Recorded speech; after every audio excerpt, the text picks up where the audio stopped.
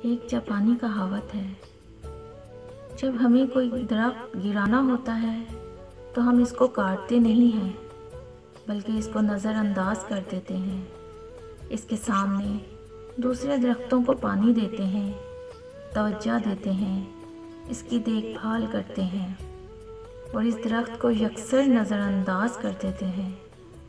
اور وہ درخت اپنے آپ مرجھا جاتا ہے، پھر اسے گھن لگ جاتا ہے اور وہ دیکھتے دیکھتے ختم ہو جاتا ہے۔ غور کیجئے، یہی رویہ ہمارے ان رشتوں کے ساتھ بھی ہے، جن کو پہلے ہم توجہ دیتے ہیں، وقت دیتے ہیں، ان کی افزائش کرتے ہیں، اور جب ان سے جان چھڑانی ہو تو ان کو نظر انداز کر دیتے ہیں۔ اس طرح وہ رشتے بھی دھیرے دھیرے موت کے اس منہ میں پہنچ جاتے ہیں، جہاں زندہ یا مردہ برابر ہوتے ہیں۔